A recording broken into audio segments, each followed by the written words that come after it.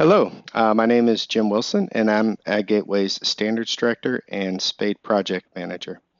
I also serve as the Executive Vice President and Standards Director for AgGateway Global Network. Today's presentation is a SPADE overview, and we have three presenters. Those presenters are Jeremy Wilson, who is a technology specialist with Crop IMS, Andres Ferreyra, who is a manager of special projects with Ag Connections, and Dennis Daggett, Senior VP of Strategic Initiatives with ProAg. And all three of these gentlemen serve as leaders within AgGateway and certainly within the Precision Ag Council and the SPADE project in particular. And of course, I welcome them to share with you those roles if they like. And so with that, we'll move on to our first topic, which is an AgGateway overview, and I'll hand it over to Dennis. Dennis? Thank you, Tim. I want to welcome you to our call today. AgGateway is a consortium of companies that work to enable e-business in agriculture. Business does drive e-business, and e-business is a synonym for information and communications technology for ICT.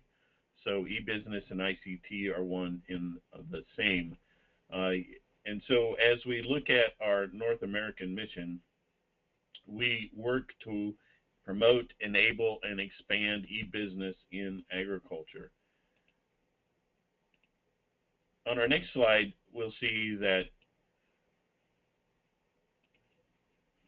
AgGateway primarily is in North America. It's a nonprofit, and it was established about 10 years ago with 9 member companies. Today, it's over 230 companies, and it does not touch any transactional data in its function, but everyone who's involved with it recognizes the value of ICT. And what is missing there, what is missing in North America and actually is missing globally, is an organization dedicated to promoting standardization and promoting the use of business in a standardized manner. In that way, AgGateway does work in North America to work on standardization, but it does not, as we indicated, does not touch any transactional data, but does look on how does it standardize it across all the segments of agriculture. In the next slide, we see here that these are the projects that we have worked with in AgGateway, and we have various councils that take up projects to utilize standards or create standards within e-business or within ICT. There are projects these are projects here that have AgGateway has created, and many we continue to work on. Specifically in the Precision Ag Council, the one I'm pretty familiar with is the field operations, which you'll be talking about today on the SPADE project. All of these projects here have been agreed to by membership and actually are supported by volunteer activity with oversight and project management by the AgGateway staff. And so these are the various projects we reach within the various segments of agriculture, and all of these projects work together toward a standardization. One of those projects is SPADE, which they'll be talking about next.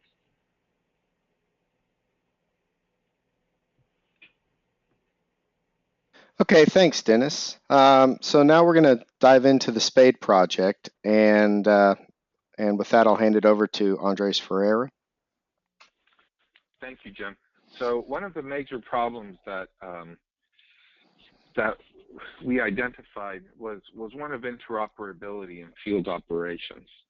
So it's been made obvious over the last 20 years that collectively we have a great ability to create and collect data regarding field operations, but our ability falls short in being able to use the information to solve agricultural problems. So we set up a project to identify where there are gaps in the existing standard ISO 11783 and what corrections or additions could be made to make it easier to insert field operations data into the underlying business process. So this slide shows a model of agricultural production, of the annual process of agricultural production. It has planning on the left there in the blue arrow, red, which is the planting process, then growing the crop, including providing fertilizer and crop protection to it, as the green arrow, and harvesting and post-harvest as the yellow. Then the scope of the SPADE 1 project, which was the first phase, was the oval on the top of this picture, which was pertaining to planning, some planning, and also the planting operation. The second phase, which was SPADE 2, involved growing the crop and also the harvest, and more on planning. And next slide, please. And what we also have in scope is communication between the Farm Management Information System, or FMIS, and the Mobile Implement Control System, or MICS, the computer on the machine, and also communication among different farm management information systems. So I mentioned that there were two projects. The first one is SPADE 1, and next slide, please. And SPADE 1 had a focus on seeding. Like I said, we picked one field operation, a complex one that involves many different tasks, and we collected use cases for it. And we defined 4 core documents that helped describe a lot of the information flow that takes place between the different actors in field operations. Those 4 documents were the crop plan, the recommendation, the work order, and the work record. We have been defining what data goes into each one of them and how the data that's contained in each one of these documents flows and what role it has. Then we performed a gap analysis on ISO 11783. We made recommendations to ISO.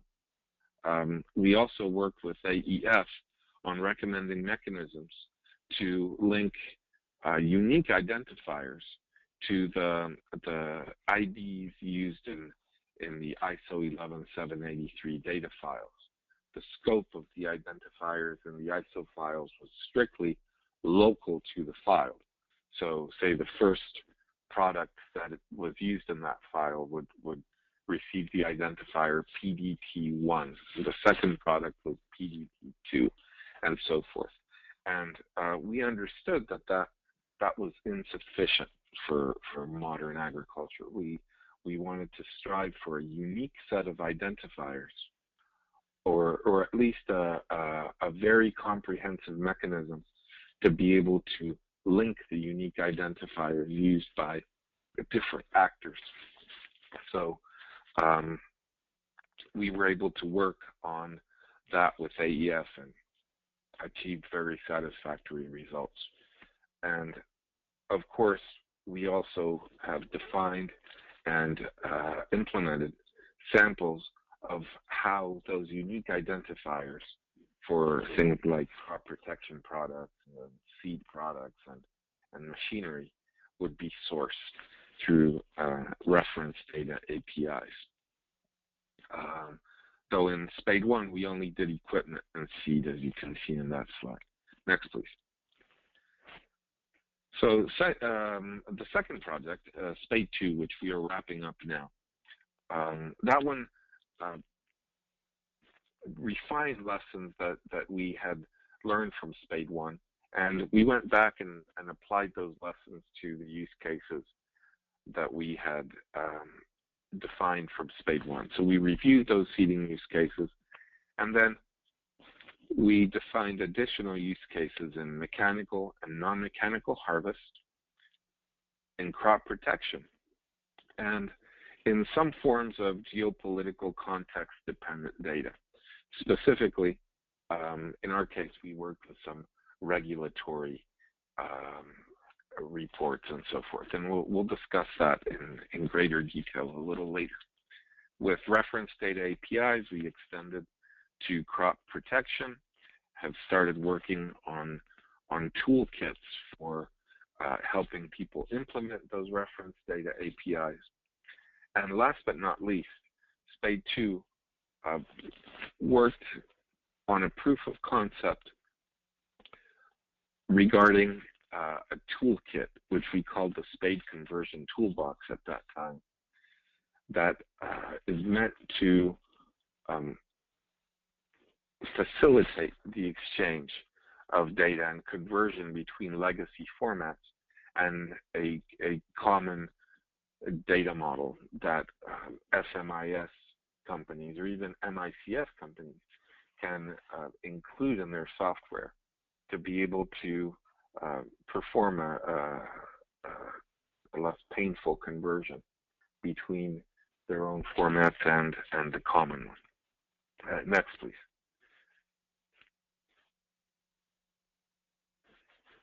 So much of the work that we've done has followed a sequence where we first defined user stories from subject matter experts, including growers. Then we modeled those processes that were embedded in the stories using BPMN, which is a business process and notation modeling approach.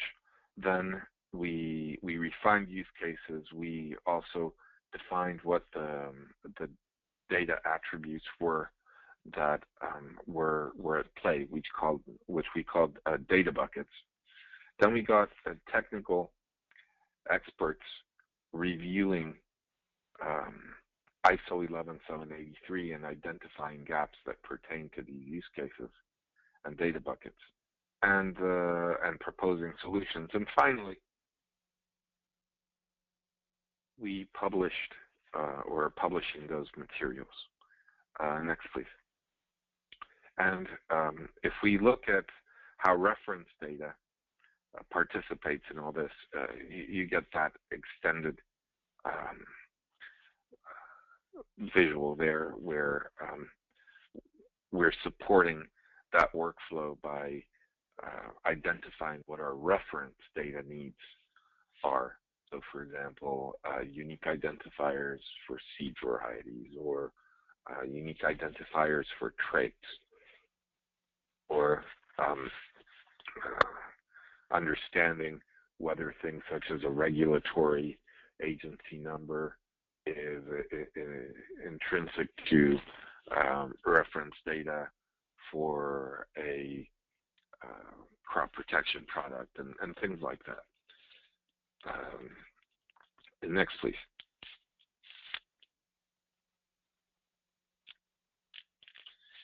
So we'll look at some examples of mechanical harvest first. Jeremy? Thank you, Andreas. So, as Andreas said, I led the mechanical harvest. We can go to the next slide, Jim.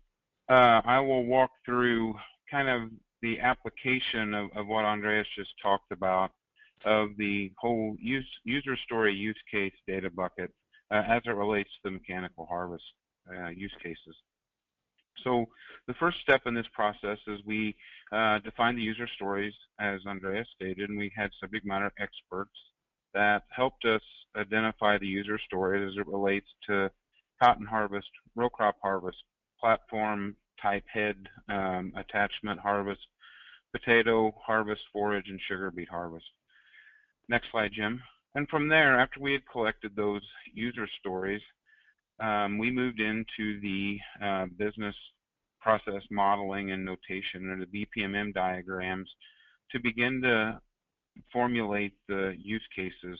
And we spent a tremendous amount of time in this process to make sure we've identified all the touch points and all the different actors involved in these different types of harvest. And as you can see in the diagram below, we have identified different swim lanes or actors there, whether it's the grower, the harvester, baler operator, bale mover, and this is a case of cotton harvest, and then a truck driver moving the cotton to the gin. And so after we had those, next slide, Jim, we moved into completing the use cases. So for the harvest use case example, we formally developed use cases for cotton harvest with the baler attachment, cotton harvest with traditional module, forage harvest, row crop harvest, platform style harvest, and then the lifting process as in the case of the sugar beets. So this step is where we actually took the user stories and got those converted into a format in which programmers could understand the important pieces of information that needed to be recorded in this process. Next slide, Jim. And from there, we actually did an analysis of the data buckets, where we identified the important data that need to be documented through this process. Here again, you can see the list of crops that we've identified with the important data buckets. Next slide, Jim. And kind of an overview of what we've done through this data bucket analysis. This is a quick breakdown of some of the important pieces of information that we need to collect in the different core documents that we discussed, be it the work order, work record, maybe even a plan or recommendation. As you can see, we've denoted some particular pieces that are required and some that are optional. In the case of a client farm and field, we've also identified in this document where it's located within the ISO 11783 standard. And in the case there near the bottom, you can see that there's one missing. And there's an example that we may need to do some work in helping develop some extensions or some new DDIs to address the important data that we need to collect. Next slide, Jim. Once we have all that done, we move into the process of publication of what we've done. So in SPADE 2, we will be publishing the user stories, the use cases, and the data bucket documents, as well as the ISO gap analysis, which was the slide I showed you before. As we move into SPADE 3, which I'll talk about in greater length here as we move forward, we're going to begin to develop the implementation guidelines around the content we've created from mechanical harvest and other different pieces of production agriculture through SPADE 2. Next slide. Jim? So SPADE has a sister project called PALE, which is irrigation specific. So it also deals with field operation, but specifically with irrigation, and it has two parts. One that pertains to developing common data formats for data being collected to drive an irrigation decision. And also another one that has to do with exchange of data with the actual machinery that's performing the irrigation, both to collect work records as applied information, and also to send work orders to the machinery. And in that case, things are a little different from SPADE because there is no overarching ISO standard. So we have been breaking some new ground there. And the project has focused primarily on developing a set of schemas for the communication of information between different parties. So what we are looking to do there is work through the American Society of Agricultural and Biological Engineers, which holds the U.S. tag, or in other words, administers the U.S. position regarding irrigation-related standards.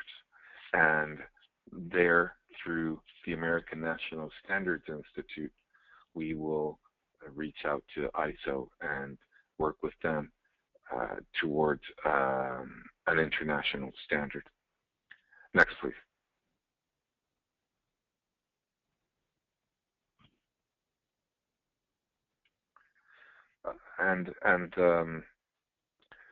Just like I showed you a cycle for the SPADE and the collection of data and the participation of that data in the annual cycle of production, there's another cycle which happens far more frequently in irrigation-specific operation, where a recommendation is created, and that's the box at the top left, and that recommendation created by a crop advisor or even by a decision support system is communicated to a decision maker, a grower or an agent of the grower, who creates a work order and decides to irrigate or not. That work order then spawns the actual action in the equipment, and that field operation produces data that PAIL assumes will be made available in the cloud. That the work records can be taken from the cloud by a farm management information system to show to the grower, or by a decision support system. And in the FMIS or DSS, that as applied information can be analyzed together with data collected in the field from soil moisture sensors or weather stations or collected in weather networks and so forth to drive decision making. And the cycle begins again with a new recommendation. And in the midst of all this, data are being stored in a historical record of irrigation and related applications. Next, please. So I mentioned earlier that SPADE 2 had a SPADE conversion toolbox proof of concept as part of its scope. And, well, it was a proof of concept. And we realized that the concept of this toolkit to support interoperability was really a very good one. And we felt confident that we had answered enough questions about whether we could tackle that as an open source project, and that there was very wide applicability to the idea. So what we did was extend this effort to become an AgGateway-wide standing committee. So the business case shown here is, there's multiple formats used by the farm equipment industry to document those field operations. As I mentioned earlier, they can be proprietary or based on the industry standard. There is no overarching standard application data model to facilitate the conversion of data between these things. And the makers of the ISO 11783 format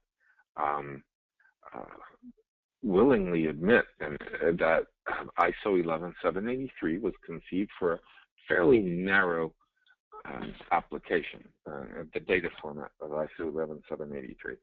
So we needed something that would allow us to convert between the different proprietary formats in ISO 11783 and fill in the blanks regarding those business supporting documents that we mentioned earlier, like the plan, the recommendation, the work order, and the work record. So we wanted to make it easier for software companies to just have to integrate with one common format and then let the toolkit perform the necessary conversions between that format and any proprietary formats, rather than make these companies continue to have to integrate with a growing number of integration partners. Next, please.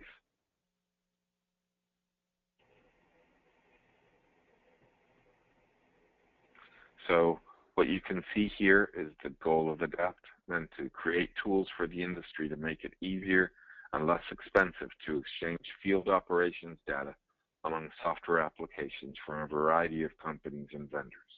Next. Dennis? Yes, one of the things to accomplish that is we needed to focus in on the geopolitical context of the of the data and all the business cases and actually the data that's being exchanged. And so one of the things that we went into all of this work that we've explained here on SPADE is to understand and recognize that the regulatory environment needs to be acknowledged and actually understood. And the geopolitical context actually occurs in three categories: in process, industry segment, and geopolitical or regulatory. And it's understood as we work through this that a default standard maker in this environment is actually probably the regulatory agency and the government that's overseeing this regulation, because they have their data that they want to see and they set that standard. On your next slide there, well, you see here the three contexts there, and on your next slide you see the context item object here.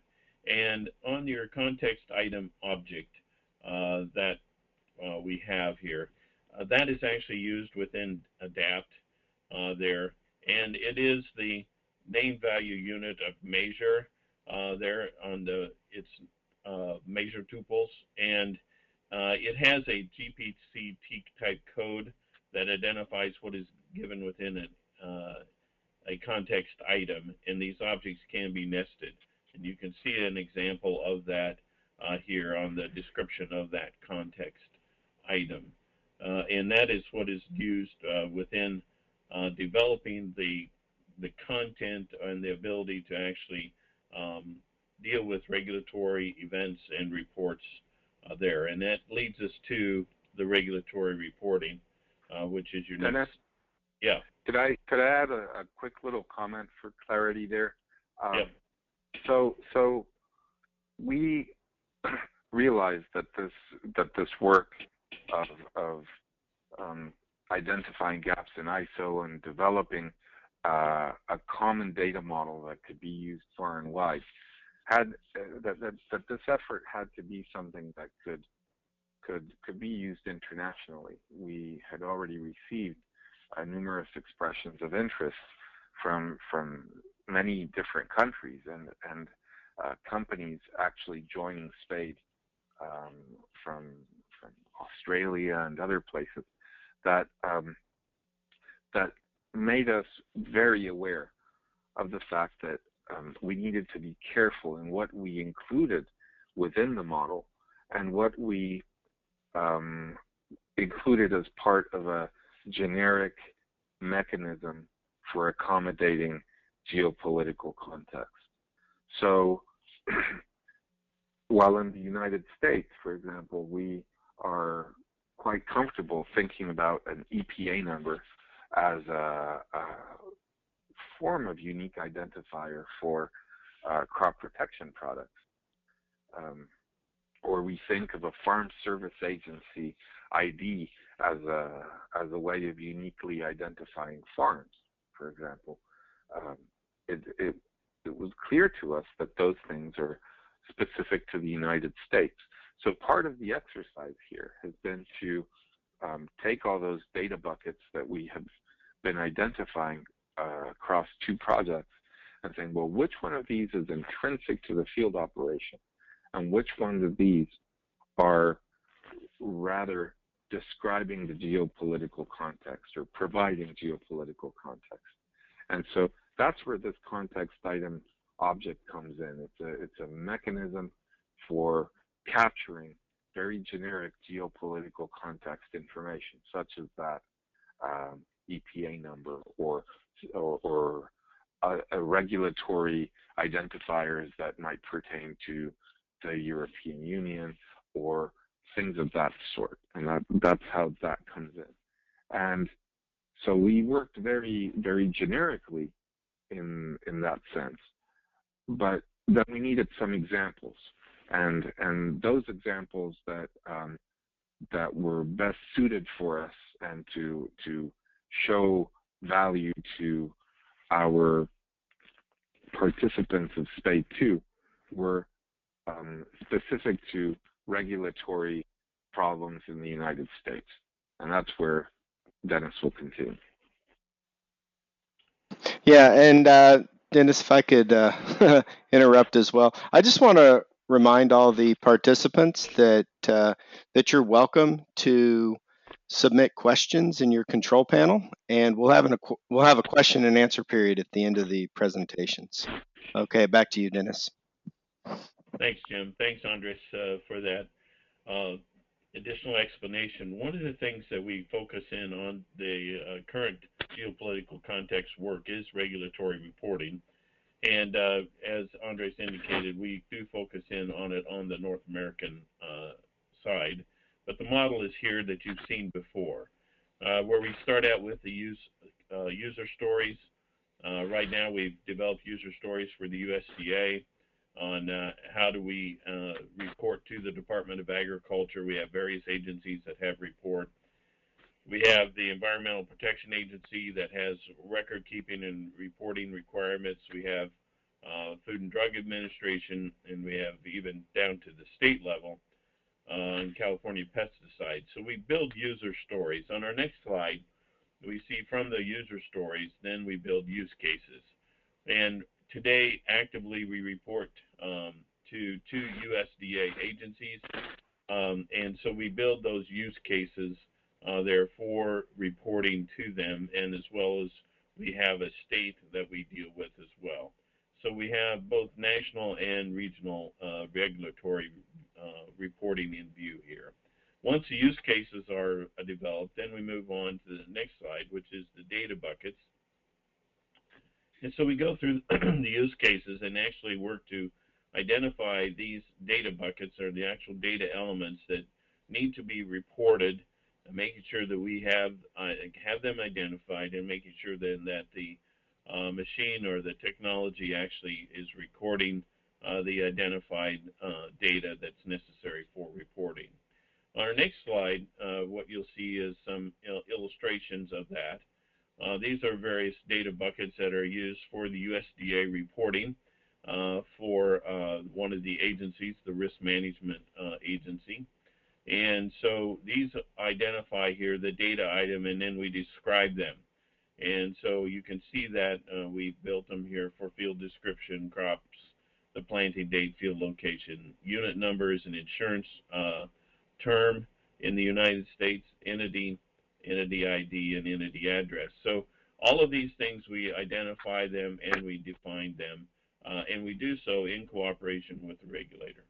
On our next slide, we see here that we are not able to actually go to an ISO standard because the data here usually is not very compatible with the ISO 11783. But this data does reside in a farm management information system, and it's very specific in its use to actually the regulator that's in view. And so instead of trying to include those and this data in the extensions on the ISO 11783, we actually introduce those into the ADAPT model first, which we've just talked about. And so we build them into the ADAPT representation and reference data system. and then we'll evaluate any future actions regarding ISO or any other standards that are there. So on our next slide, what we'll see is that we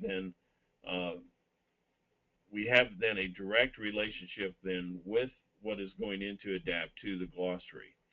And so we saw there was really a great need for a glossary, and so we went to work and actually created a comprehensive glossary. And you can see at the top of that slide, it says agglossary.org. And so you can go to the internet right now and type in agglossary.org, and you can see the glossary that has been developed. The goal was to create a one-stop location on an online wiki for agricultural terms, definitions, acronyms, keywords, and synonyms for all segments of agriculture, with its purpose really to support accurate communication and improve understanding between segments of agriculture and business. And so that is what you'll see out there at agglossary.org. On your next slide, the glossary is set up on an ontological basis, on an ontological structure. And we've done that to establish the authority value and the accuracy of the term and its definition. And we want to have the glossary to have credibility, and we're working very diligently on that. And so we went through the creation of this ontological structure to create that credibility and also to eliminate redundancy, to identify the higher priority or the higher valued term and definition. And so the ontological structure uses primary terms and contextual terms. Primary terms are your first set of terms. From your primary terms, you have a derivative, which are your contextual terms. On your next slide, you're going to see here that we've actually started to reach out to other organizations to actually include their terms and definitions. Currently, we're actively working with the ASABE and the USDA to get their terms contributed. We've reached out to AEF and to AEM, and so we're working with various groups right now on incorporating their terms and their definitions in there. And in the ontological structure, we actually recognize a standardized term, and you can see it within the glossary when you take a look at it there. We have put a priority on putting legal and standards terms into the glossary first, so as we start to build the glossary out. Your next slide. We have anyone can contribute terms to the glossary. We have a glossary working group that is currently working with AgGateway councils and projects to place their terms in there. And the purpose of the Ag Glossary working group is to follow an established process to gather terms and definitions from all of agriculture, placing them into one location. They work to identify and classify the authority value of the term. They publish the terms, making sure that the terms that are published are credible and accurate. And then they maintain access, public access to the glossary so anyone can use it. And so the glossary is out there. It's free for use. Anybody can use it. And it is something that can be used anywhere.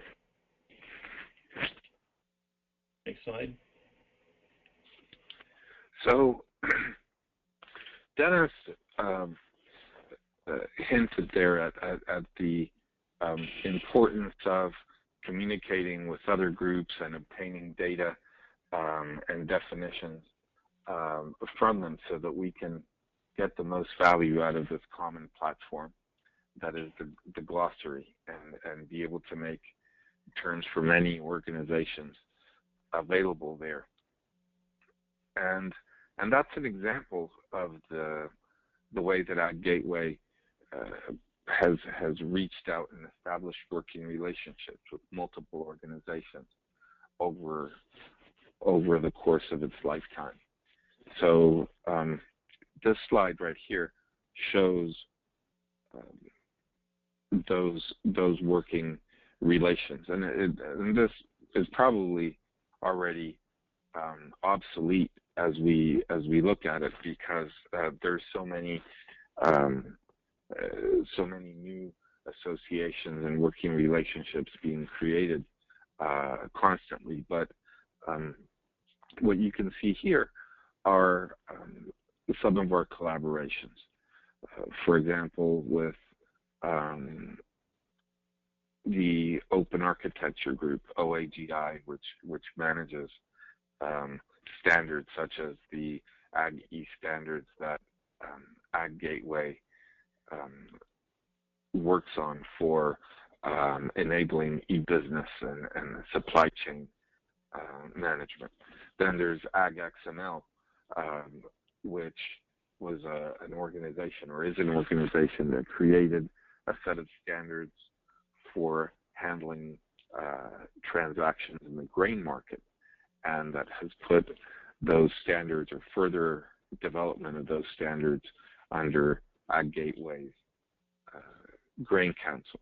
There's NEA, the Northwestern Energy Efficiency Alliance, which was the organization that initially brought together most of the actors in the PALE project, and with them decided to bring the development of the data standards under the umbrella of AgGateway, both because AgGateway has antitrust and intellectual property frameworks that are very clear and beneficial for industry partners to work under, and also to give the results of that work the greatest possible reach. So there's many other organizations here: Ag Retail Association, American Farm Bureau, Association of Equipment Management Professionals, and so forth. I won't go into more detail. Next. Jeremy? Thank you, Andres. We've spent a tremendous amount of time talking about what we've done in the SPADE 1 and SPADE 2 projects, specifically around SPADE 2. Just last Thursday morning, the Precision Ag Council voted to approve the SPADE 3 charter to continue the work of SPADE 1 and 2. We intend to focus on the documentation and resources needed to implement the work we've done in SPADE 1 and SPADE 2. We also intend to begin the discovery phases of the use cases and data buckets for crop nutrition and scouting, and continue with the work of the reference data dictionary. Also, we're going to implement some work in WAVE, which is the wireless communication of data, and also CART, which is the commodity movement, commodity automation and rail and truck movement of grain, and starting to tie into another AgXML standard that's out there and tie it into the work of SPADE 3. Next slide, Jim. And most important, we understand that AgGateway Europe has agreed to launch a SPADE-like project, much like we've done here in North America. We're very mindful of the global applicability of the work we've already done, and more importantly, we're eager to coordinate with AgGateway Europe to help learn that European precision ag requirements. And when requested, we're willing to explain our work to your group in AgGateway Europe, so you can continue to move forward with your SPADE 2 or SPADE type project in Europe. And with that, I'll turn it back over to Jim. All right. Thank you, Jeremy, and thank you to Dennis and Andres as well for presenting. I think this was a good overview. There are many topics we could drill down on. We could drill down on ADAPT more, on the PALE project, SPADE, the regulatory reporting, glossary. We have lengthy presentations just on each of those topics, and we'd be happy to schedule webinars to discuss them in more depth if you're interested. So please just send me an email at jim.wilson@aggatewayglobal.net, and we'll arrange something. So I don't see any questions in the control panel. That's fine. So with that, we'll wrap it up, and just a final thanks to Andres, Dennis, and Jeremy for presenting. Thanks again, and we'll see you at a future presentation. Take care. Goodbye.